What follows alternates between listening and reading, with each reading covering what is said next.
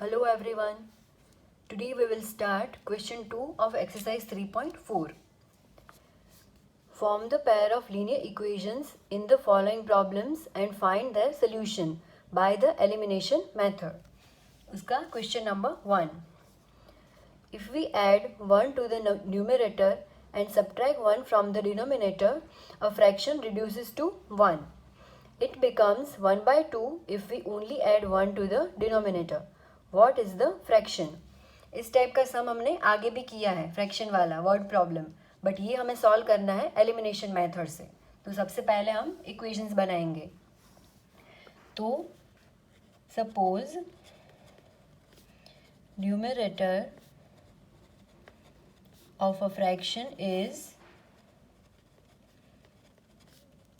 x, right, and denominator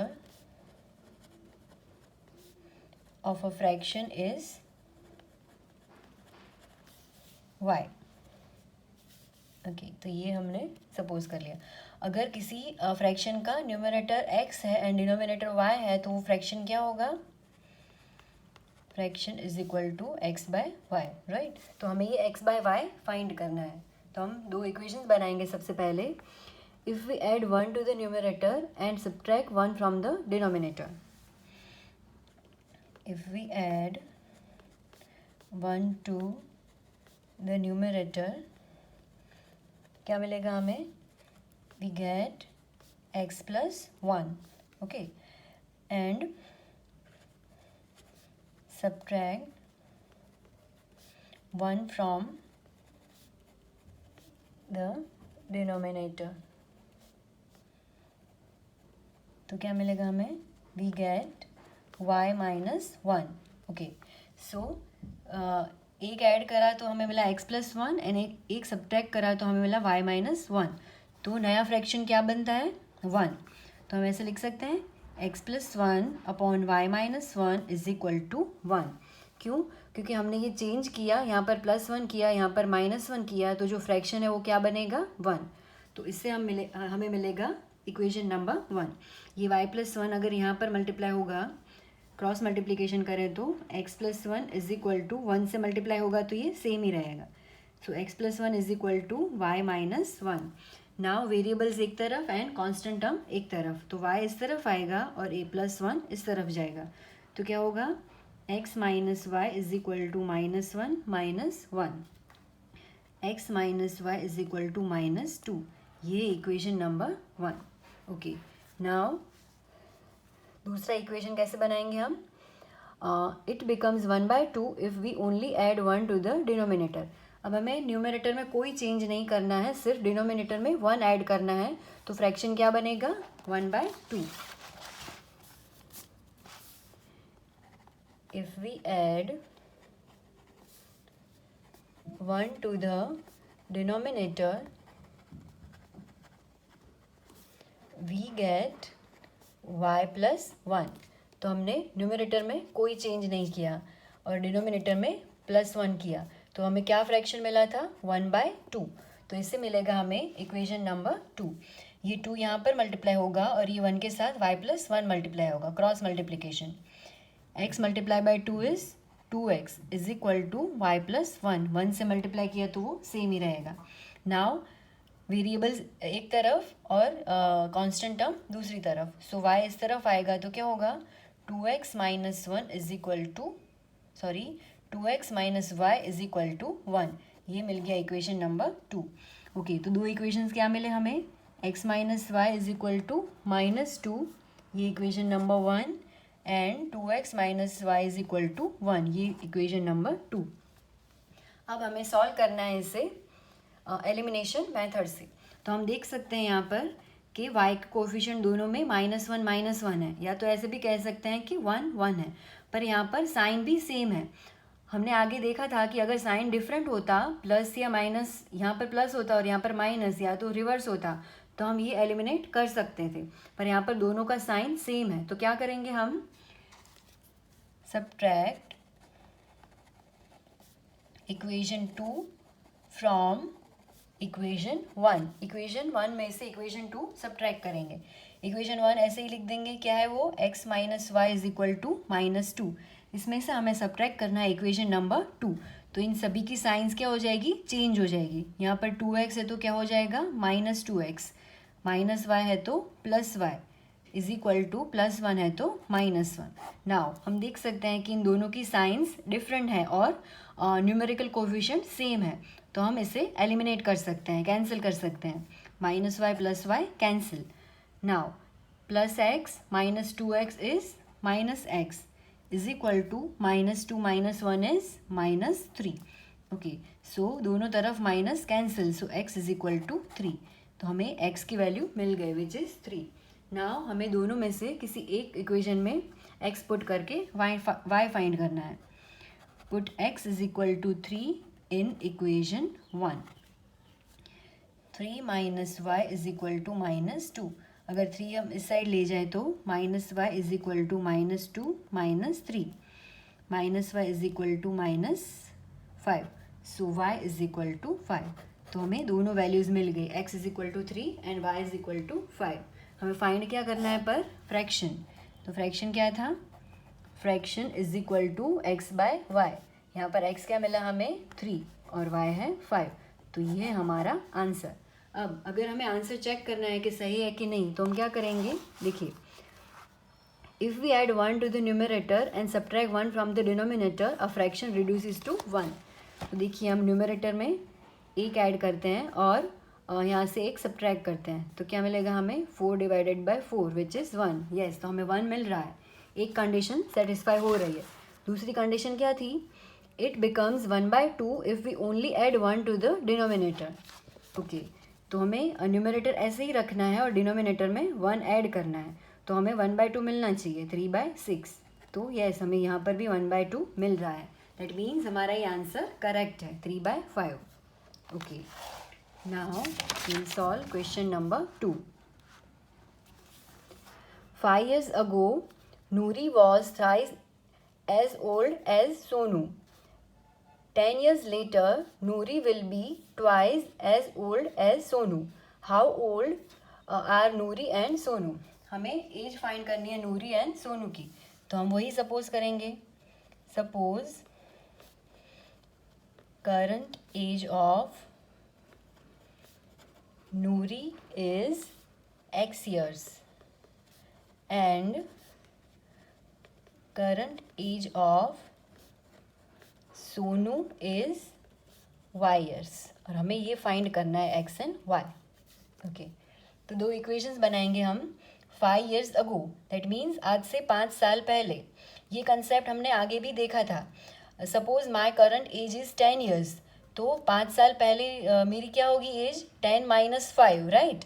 और 5 साल के बाद क्या होगी, 10 + 5। तो ये कंसेप्ट यहाँ पर भी अप्लाई होगा। 5 years ago,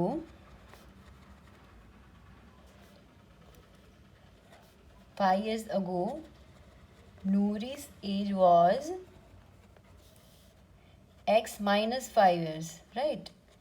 And 5 years ago, Sonu's age was Y - 5 years. Okay, हाँ, 5 years ago Noori was thrice as old as Sonu. तो हम सबसे पहले दोनों की एज 5 years ago यहाँ पर लिख देंगे, which is X - 5 and Y - 5।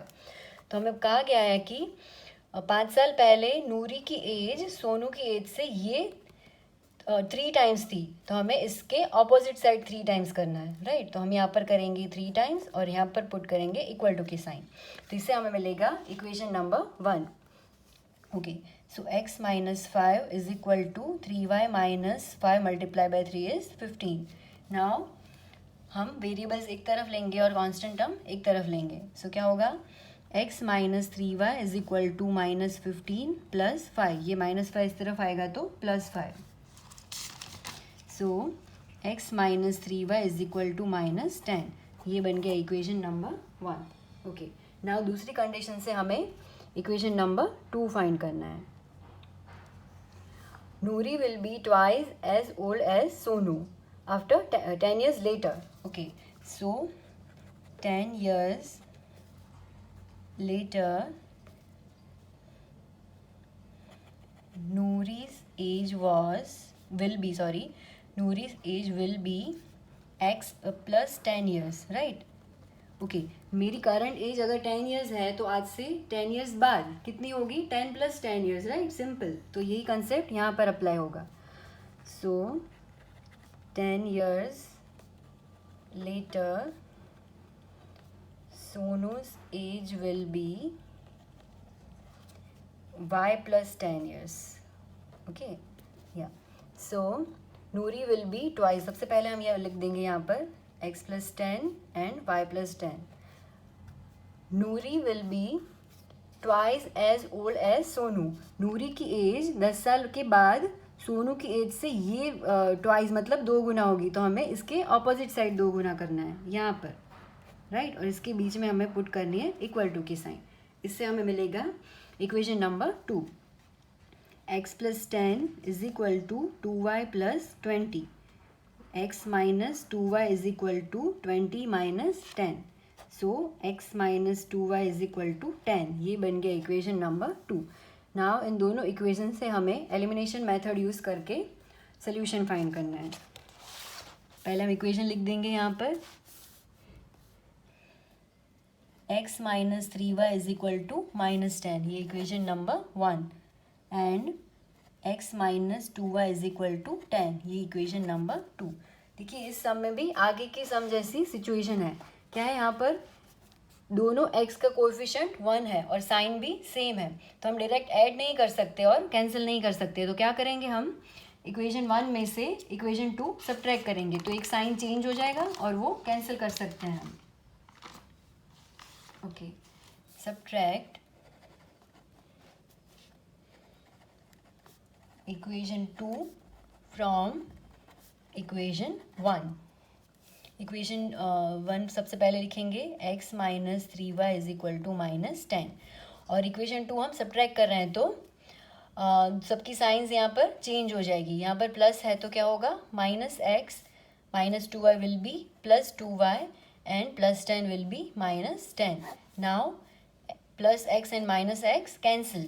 Minus 3y plus 2y is minus y and minus 10 is minus 20. दोनों साइड से minus sign cancel. So y is equal to 20. y हमें मिल गया. अब हमें y की वैल्यू इक्वेशन में पुट करके x फाइंड करना है. Put y is equal to 20 in equation 1. x minus 3 multiplied by 20 is equal to minus 10. x minus 20 multiplied by 3 is 60 is equal to minus 10. x is equal to minus 10 plus 60. So x is equal to 50. तो हमें x और y दोनों की value मिल गई. पर हमें find क्या करना था? How old are Noori and Sonu. Noori and Sonu की करंट एज हमें फाइंड करनी है. तो हमने सपोज किया था कि current age of Noori is x years and current age of Sonu is y years. तो हम यहाँ पर लिखेंगे current age of Noori is x which is 50 years and current age of Sonu is y which is 20 years. तो ये दोनों answers मिल गए हमें. अब ये सही है कि नहीं हम कैसे चेक करेंगे? तो क्या कंडीशन थी? 5 years ago Noori's age was 3 times as Sonu. तो हम 5 years ago, नूरी की एज 5 years ago क्या होगी? 50 minus 5 तो 45. और 5 years ago सोनू की एज क्या होगी? 20 minus 5 is equal to 15. तो देखिए आप 15 को 3 से मल्टीप्लाई करेंगे तो 45 मिलेगा. तो हाँ आ गया ये. सोनू की एज नूरी की एज सोनू की एज से 3 गुना है बिफोर 5 years. ओके, तो ये एक कंडीशन सेटिस्फाई हो रही है. दूसरी कंडीशन क्या थी? 10 years लेटर. तो नूरी की एज 10 years लेटर क्या होगी? 50 + 10 तो 60 years. और सोनू की क्या होगी? 20 + 10 इज इक्वल टू 30 years.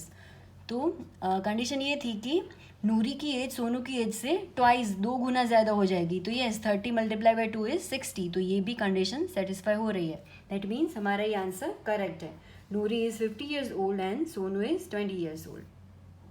अगर आपको कोई डाउट है तो please let me know in the comment section. And अगर आपको मेरा कंटेंट पसंद आ रहा है तो please subscribe, like and share with your friends too. Thank you.